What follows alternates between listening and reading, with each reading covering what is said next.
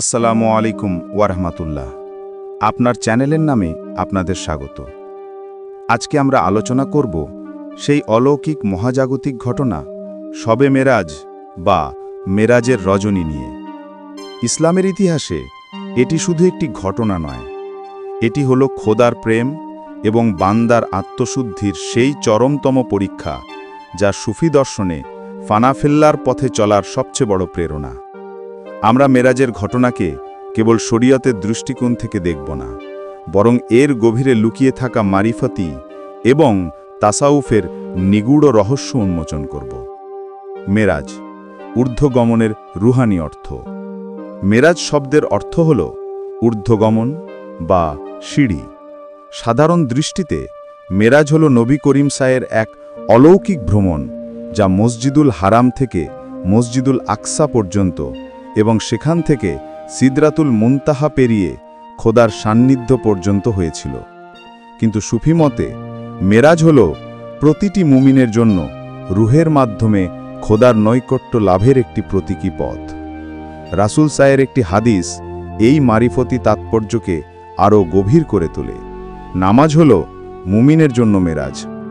এর অর্থ হল রাসূল সায়ে যা সশরীরে করে দেখিয়েছিলেন, একজন মুমিন তার নামাজ এবং আন্তরিক ইবাদতের মাধ্যমে সেই রুহানি আরোহণ করতে পারে। বোরাক ও রুহানি বাহন। মেরাজের শুরুতে নবী করিম সা বোরাক নামক এক ঐশী বাহনে আরোহণ করেছিলেন। সুফি দর্শন অনুযায়ী বোরাক কেবল একটি পশু নয়, এটি হল ইশক-এ ইলাহির সেই তীব্র বেগ এবং প্রেমের শক্তি, যা জাগতিক সব বাধা অতিক্রম করতে সক্ষম। ইশকের গতি। বোরাকের বিদ্যুৎ গতি সিম্বলাইজ করে যে খোদার দিকে যাত্রার সময় কোনো ধরনের নফসানি বা প্রবৃত্তির বা জাগতিক চিন্তা এই যাত্রাকে ধীর করতে পারে না।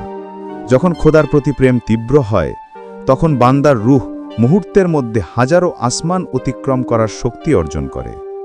রুহের প্রস্তুত। বোরাকের পিঠে আরোহণ করার আগে নবীজির সিনা চাক করা হয়েছিল। এর মারিফতি তাৎপর্য হল খোদার সান্নিধ্যে যাওয়ার আগে হৃদয়কে লোভ, অহংকার, হিংসা এবং জাগতিক সমস্ত কালিমা থেকে সম্পূর্ণরূপে পবিত্র করতে হয়। খোদার নূর গ্রহণের জন্য অন্তরকে ফানাফিল্লার জন্য প্রস্তুত করাই ছিল সিনা চাকের মূল শিক্ষা। এই পবিত্র রুহানি আরোহণটি শুরু হয়েছিল নবীজির মসজিদুল আকসায় সমস্ত নবী রাসূলদের ইমামতি করার মাধ্যমে। এই ইমামতির অর্থ ছিল নবী করিম সাই ছিলেন সমস্ত নবী রাসূলদের জ্ঞানের রুহানি সারমর্ম, এবং খোদার দরবারে তিনিই ছিলেন তাদের প্রতিনিধি। নবী করিম সায়ের মিরাজ ছিল একটি সপ্তস্তরীয় রুহানি আরোহণ। সুফি দর্শনে এই ৭টি স্তরকে নফসের ৭টি স্তরের সাথে বা আত্মার ৭টি মঞ্জিলের সাথে তুলনা করা হয়, যা একজন সাধককে ফানাফিল্লা এবং বাকাবিল্লা অর্জনের জন্য অতিক্রম করতে হয়। এই ৭ আসমান কেবল স্থানের ভিন্নতা নয়, বরং চেতনা এবং জ্ঞানের বিভিন্ন স্তরের প্রতীক। প্রথম ৬ আসমানের শিক্ষা। মেরাজের সময় নবী করিম সায়ে প্রতিটি আসমানে পূর্ববর্তী নবীদের সাথে সাক্ষাৎ করেছিলেন। এর আধ্যাত্মিক অর্থ হল স্তর অতিক্রম। প্রতিটি আসমান অতিক্রম করা প্রতীকীভাবে নফসের এক একটি স্তরকে বশীভূত করা। যেমন প্রথম আসমানে নফসে আম্মারা অর্থাৎ অত্যাচারী প্রবৃত্তি, দ্বিতীয় আসমানে নফসে লাওয়াম্মা অর্থাৎ তিরস্কারকারী প্রবৃত্তি ইত্যাদি। প্রতিটি নবীর সান্নিধ্য লাভ করা মানে সেই নবীর ঐশী গুণাবলী থেকে শিক্ষা গ্রহণ করা এবং সেই স্তরের নফসকে নিয়ন্ত্রণ করার শক্তি অর্জন করা। সিদরাতুল মুনতাহা। সপ্তম আসমানের শেষে ছিল সেই মহাজাগতিক সীমা সিদরাতুল মুনতাহা অর্থাৎ সীমান্তবর্তী কুল গাছ। এটি হল সৃষ্টি জগতের শেষ সীমা। এই সীমানায় এসে ফেরেশতা হযরত জিবরাইল আলাইহিসসালাম থেমে গিয়েছিলেন। এর গভীর মারিফতি তাৎপর্য হল জাগতিক জ্ঞান, এমনকি জিবরাইল আলাইহিসসালামের মতো ঐশী ফেরেশতার জ্ঞানও এই পর্যন্তই আসতে পারে। খোদার প্রেমের পথে এর পরের যাত্রাটি কেবল খোদা প্রেমিক নবী সায়ের একটি একাকিত্ব যাত্রা। তৃতীয় স্তর ফানাফিল্লার সূচনা। সিদরাতুল মুনতাহা অতিক্রম করার পরই নবীজির প্রকৃত ফানাফিল্লার যাত্রা শুরু হয়েছিল। এই স্তরে তিনি বোরাক বা রফরফ অন্যান্য রুহানি বাহন ছেড়ে সম্পূর্ণভাবে খোদার ইচ্ছার ওপর নির্ভরশীল হয়ে ওঠেন। স্থানকাল মুক্ত অবস্থা। এই অবস্থায় নবীজি সময় এবং স্থানের ঊর্ধ্বে উঠে গিয়েছিলেন। জাগতিক চোখ দিয়ে এই দর্শন সম্ভব নয়। এই চরমতম রুহানি আরোহণ প্রমাণ করে যে প্রেম যখন পূর্ণতা লাভ করে তখন বান্দা এবং মাশুক অর্থাৎ খোদার মাঝে কোনো পর্দা থাকে না, যা ছিল কেবল নবীজির জন্যই এক বিশেষ মর্যাদা। ঐশী বিধান। এই স্থানেই নবী করিম সায়ে খোদার সান্নিধ্য লাভ করেন এবং মুসলমানদের জন্য 5 ওয়াক্ত নামাজের বিধান উপহার নিয়ে আসেন। এই উপহারের মাধ্যমে খোদা আমাদের শিখিয়েছেন যে নামাজই হলো মুমিনের জন্য মেরাজ, সেই প্রেমের সিঁড়ি যার মাধ্যমে আমরা প্রতিদিন খোদার নৈকট্য অর্জন করতে পারি। এইভাবেই মেরাজ আমাদের শেখায় যে খোদার নৈকট্য কেবল বাহ্যিক ভ্রমণের মাধ্যমে নয়, বরং অন্তরের পরিশুদ্ধি এবং খোদার প্রতি নিঃস্বার্থ প্রেমের মাধ্যমে অর্জন করা সম্ভব।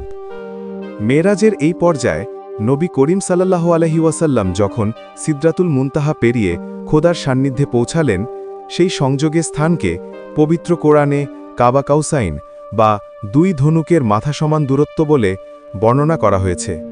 সূরা নাজম 9। সুফি দর্শনে এটি মেরাজের সবচেয়ে রহস্যময় এবং গুরুত্বপূর্ণ অংশ। ফানাফিল্লাহ ও বাকাবিল্লার মিলন।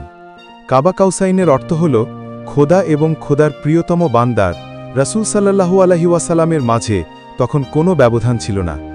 এই অবস্থা হল ফানাফিল্লাহ অর্থাৎ আল্লাহতে বিলীন হওয়া এবং বাকাবিল্লাহ অর্থাৎ আল্লাহর সঙ্গে স্থায়ী হওয়া এর চরমতম মিলনস্থল। প্রেমের পর্দা। এই অবস্থায় নবীজি তার নফসানি অর্থাৎ জাগতিক অস্তিত্ব সম্পূর্ণভাবে ভুলে গিয়েছিলেন। সেখানে কোনো তৃতীয় ব্যক্তি বা ফেরেশতা ছিল না।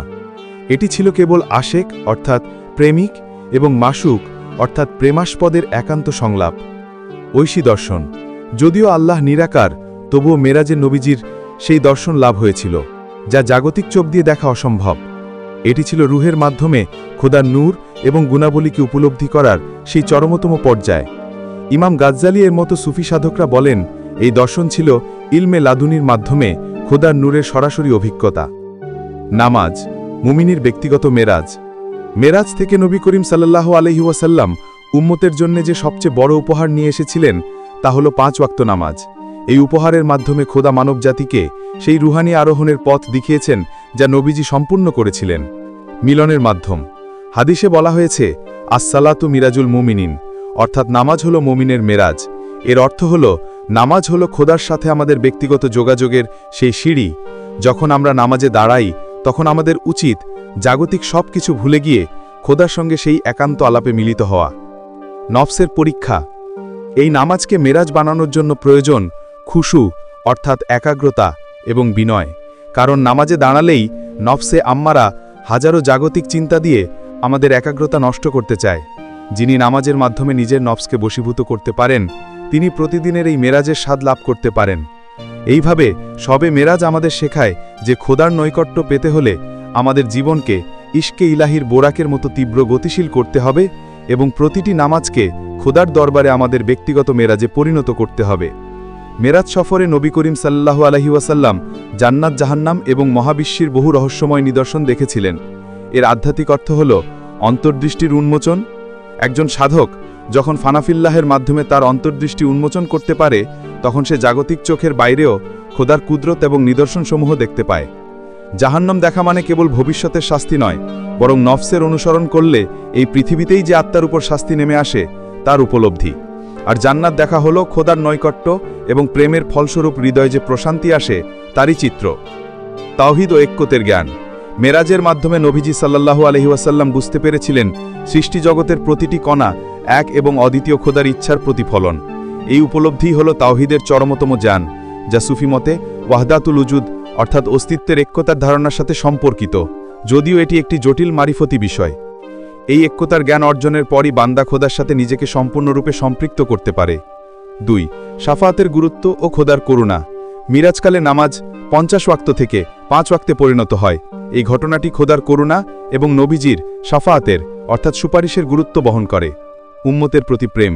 এই ঘটনা দেখায় যে নবী করিম সাল্লাল্লাহু আলাইহি ওয়াসাল্লাম তার উম্মতের প্রতি কত গভীর প্রেম পোষণ করতেন। তিনি বারবার খোদার দরবারে ফিরে গিয়ে উম্মতের ভার লাঘব করার জন্য সুপারিশ করেছিলেন।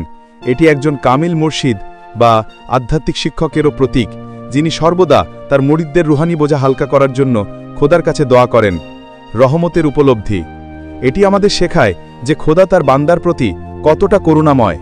কঠিন দায়িত্বকে সহজ করে দেওয়ার মাধ্যমেই খোদা আমাদের প্রতি তার রহমতের দুয়ার খুলে দিয়েছেন। এই রহমতকে উপলব্ধি করাই হলো একজন আশেক বা প্রেমিকের প্রধান কাজ।